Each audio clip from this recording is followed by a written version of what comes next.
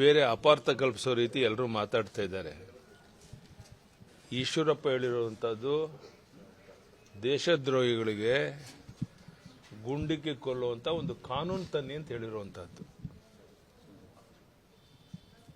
ಆದ್ದರಿಂದ ಇವತ್ತೇನು ಅವ್ರ ಬಗ್ಗೆ ಟೀಕೆ ಟಿಪ್ಪಣಿಗಳು ಅಪಾರ್ಥಗಳು ನಡೀತಾ ಇದೆ. ಅವ್ರು ಹೇಳಿದ್ದಕ್ಕೂ ಇದಕ್ಕೇನು ಸಂಬಂಧ ಇಲ್ಲ. ಕುಂಬಳಕಾಯಿ ಕಳ್ಳ ಅಂತ ಹೇಳಿದ್ರೆ ಹೆಗಲ್ಮುಟ್ಟು ನೋಡಿಕೊಂಡು ರೀತಿಯಲ್ಲಿ ಅಪಾರ್ಥ ಕಲ್ಪಿಸುವಂಥ ಕೆಲಸವನ್ನು ಮಾಡ್ತಾ ಇದ್ದಾರೆ. ಇದರಲ್ಲಿ ಏನು ಅರ್ಥ ಇಲ್ಲ. ನಾನಿವತ್ತು ಬಂಟರ ಸಮಾವೇಶ ಇದೆ, ಸಾಯಂಕಾಲದಲ್ಲಿ ಭಾಗವಹಿಸಿ ನಾಳೆ ಒಂದೆರಡು ಕಾರ್ಯಕ್ರಮ ಮುಗಿಸಿ ನಾಡಿದ್ದು ಬೆಂಗಳೂರಿಗೆ ನಾವು ವಾಪಸ್ ಹೋಗ್ತಾ ಇದ್ದೇನೆ. ಈ ಪ್ರಮುಖ ಕಾರ್ಯಕ್ರಮಕ್ಕೋಸ್ಕರ ನಾನು ಇಲ್ಲಿಗೆ ಬಂದಿದ್ದೆ. ಸಿದ್ದರಾಮಯ್ಯ ಮಾತಾಡಿದ್ದಾರೆ, ಕೇಂದ್ರದ ಅನುದಾನ ಸುಳ್ಳು ಅಂತ ಹೇಳ್ಬಿಟ್ಟು ನಾನು ರಾಜೀನಾಮೆ ಕೊಡ್ತೀನಿ. ಕೇಂದ್ರದ ಅನುದಾನ ಸಂಬಂಧಪಟ್ಟ ನನ್ನ ಹೇಳಿಕೆ ನೀವು ಸುಳ್ಳಾದ್ರೆ ನಾನು ರಾಜೀನಾಮೆ ಕೊಡ್ತೀನಿ ಅಂತ ಸಿದ್ದರಾಮಯ್ಯವರು ಹೇಳಿದ್ರು. ಸಿದ್ದರಾಮಯ್ಯನವರು ಏನ್ ಬೇಕಾದ್ರೂ ಹೇಳಿಕೆ ಕೊಡ್ತಾರೆ, ಮತ್ತು ಅವ್ರು ಹೇಳಿದ್ದೇ ಸರಿ ಅಂತ ಹೇಳುವಂಥ ಸಾಬೀತು ಮಾಡೋ ಪ್ರಯತ್ನ ಮಾಡ್ತಾರೆ. ಕೇಂದ್ರ ಸರ್ಕಾರ ಯಾವ್ಯಾವ ರಾಜ್ಯಗಳಿಗೆ ಏನೇನು ಕೊಡಬೇಕು ಅನ್ನೋದನ್ನು ಆ ಕಾನೂನು ಚೌಕಟ್ಟಲ್ಲಿ ಏನೇನು ಕೊಡಬೇಕು ಅದೆಲ್ಲವನ್ನು ಕೊಟ್ಟಿದೆ. ಅದೇ ರೀತಿ ಕರ್ನಾಟಕಕ್ಕೂ ಎಲ್ಲ ರೀತಿಯ ಅನುದಾನವನ್ನು ಕೊಟ್ಟಿದೆ. ಆದರೂ ಸಹ ಸಿದ್ದರಾಮಯ್ಯನವರು ಶಾಸಕರನ್ನೆಲ್ಲ ಕರ್ಕೊಂಡೋಗಿ ಡೆಲ್ಲಿನಲ್ಲಿ ಒಂದು ರಾಜಕೀಯ ದೊಂಬರಾಟ ಮಾಡುವಂಥ ಅಗತ್ಯ ಇರಲಿಲ್ಲ. ಕೇವಲ ಪ್ರಚಾರಕ್ಕಾಗಿ ಇದೆಲ್ಲ ಮಾಡ್ತಾರೆ ಹೊರತು ಸತ್ಯಾಂಶ ಯಾವುದೂ ಇಲ್ಲ.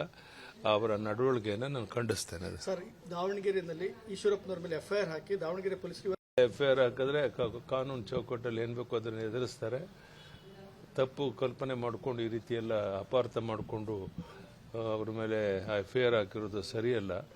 ಸೊ ಅದನ್ನ ಕಾನೂನು ಚೌಕಟ್ಟಲ್ಲಿ ಏನು ಬೇಕೋ ಅದನ್ನು ಮಾಡ್ತಾರೆ. ಕೇಂದ್ರ ಆಗ್ತಿರೋ ಅನ್ಯಾಯದ ಕುರಿತು ಶ್ವೇತಪತ್ರ ಹೊರಡಿಸ್ತೀನಿ ಅಂತ ಹೇಳ್ಬಿಟ್ಟು ಸಿದ್ದರಾಮಯ್ಯ ಹೇಳ್ತಿರುವಂಥದ್ದು. ಸಿದ್ದರಾಮಯ್ಯನವರು ಯಾವುದೇ ಮಾತುಗಳನ್ನು ಪ್ರತಿಕ್ರಿಯೆ ವ್ಯಕ್ತಪಡಿಸಕ್ಕೆ ಇಷ್ಟಪಡೋದಿಲ್ಲ. ಅವರು ಮನ ಬಂದಂತೆ ಮಾತಾಡ್ತಾರೆ.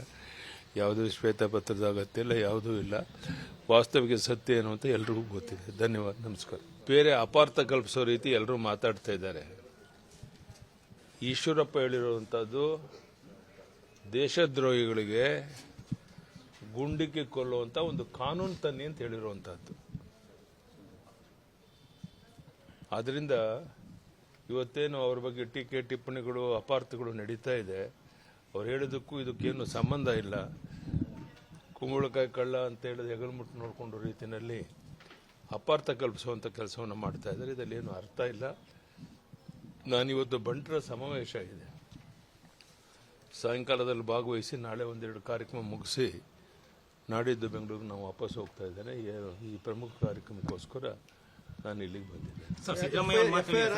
ಸಿದ್ದರಾಮಯ್ಯ ಮಾತಾಡಿದ್ದಾರೆ, ಕೇಂದ್ರದ ಅನುದಾನ ಸುಳ್ಳು ಅಂತ ಹೇಳ್ಬಿಟ್ಟು ನಾನು ರಾಜೀನಾಮೆ ಕೊಡ್ತೀನಿ. ಕೇಂದ್ರದ ಅನುದಾನ ಸಂಬಂಧಪಟ್ಟ ನನ್ನ ಹೇಳಿಕೆ ನೀವು ಸುಳ್ಳಾದ್ರೆ ನಾನು ರಾಜೀನಾಮೆ ಕೊಡ್ತೀನಿ ಅಂತ ಸಿದ್ದರಾಮಯ್ಯವರು ಹೇಳಿದ್ರು. ಸಿದ್ದರಾಮಯ್ಯನವರು ಏನು ಬೇಕಾದ್ರೂ ಹೇಳಿಕೆ ಕೊಡ್ತಾರೆ, ಮತ್ತು ಅವ್ರು ಹೇಳಿದ್ದೇ ಸರಿ ಅಂತ ಹೇಳುವಂಥ ಸಾಬೀತು ಮಾಡೋ ಪ್ರಯತ್ನ ಮಾಡ್ತಾರೆ. ಕೇಂದ್ರ ಸರ್ಕಾರ ಯಾವ್ಯಾವ ರಾಜ್ಯಗಳಿಗೆ ಏನೇನು ಕೊಡಬೇಕು ಅನ್ನೋದನ್ನು ಆ ಕಾನೂನು ಚೌಕಟ್ಟಲ್ಲಿ ಏನೇನು ಕೊಡಬೇಕು ಅದೆಲ್ಲವನ್ನು ಕೊಟ್ಟಿದೆ. ಅದೇ ರೀತಿ ಕರ್ನಾಟಕಕ್ಕೂ ಎಲ್ಲ ರೀತಿಯ ಅನುದಾನವನ್ನು ಕೊಟ್ಟಿದೆ. ಆದರೂ ಸಹ ಸಿದ್ದರಾಮಯ್ಯನವರು ಶಾಸಕರನ್ನೆಲ್ಲ ಕರ್ಕೊಂಡೋಗಿ ಡೆಲ್ಲಿನಲ್ಲಿ ಒಂದು ರಾಜಕೀಯ ದೊಂಬರಾಟ ಮಾಡುವಂಥ ಅಗತ್ಯ ಇರಲಿಲ್ಲ. ಕೇವಲ ಪ್ರಚಾರಕ್ಕಾಗಿ ಇದೆಲ್ಲ ಮಾಡ್ತಾರೆ ಹೊರತು ಸತ್ಯಾಂಶ ಯಾವುದೂ ಇಲ್ಲ. ಅವರ ನಡವಳಿಕೆಯನ್ನು ನಾನು ಖಂಡಿಸ್ತೇನೆ. ಸರ್, ದಾವಣಗೆರೆಯಲ್ಲಿ ಈಶ್ವರಪ್ಪನವ್ರ ಮೇಲೆ ಎಫ್ಐಆರ್ ಹಾಕಿ ದಾವಣಗೆರೆ ಪೊಲೀಸರಿಗೆ ಎಫ್ಐಆರ್ ಹಾಕಿದ್ರೆ ಕಾನೂನು ಚೌಕಟ್ಟಲ್ಲಿ ಏನು ಬೇಕೋ ಅದನ್ನು ಎದುರಿಸ್ತಾರೆ. ತಪ್ಪು ಕಲ್ಪನೆ ಮಾಡಿಕೊಂಡು ಈ ರೀತಿಯೆಲ್ಲ ಅಪಾರ್ಥ ಮಾಡಿಕೊಂಡು ಅವ್ರ ಮೇಲೆ ಎಫ್ಐಆರ್ ಹಾಕಿರೋದು ಸರಿಯಲ್ಲ.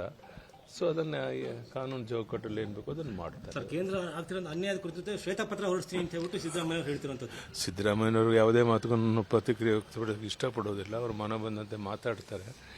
ಯಾವುದೂ ಶ್ವೇತಪತ್ರದ ಅಗತ್ಯ ಇಲ್ಲ, ಯಾವುದೂ ಇಲ್ಲ. ವಾಸ್ತವಿಕ ಸತ್ಯ ಏನು ಅಂತ ಎಲ್ರಿಗೂ ಗೊತ್ತಿದೆ. ಧನ್ಯವಾದ, ನಮಸ್ಕಾರ. ಅನುಕ್ಷಣದ ಸುದ್ದಿಗಳಿಗಾಗಿ ವಿಸ್ತಾರ ನ್ಯೂಸ್ ಯೂಟ್ಯೂಬ್ ಚಾನೆಲ್ ಸಬ್ಸ್ಕ್ರೈಬ್ ಮಾಡಿ. ಹೊಸ ಸುದ್ದಿಗಳ ನೋಟಿಫಿಕೇಶನ್ಗಾಗಿ ಬೆಲ್ ಐಕಾನ್ ಕ್ಲಿಕ್ ಮಾಡಿ.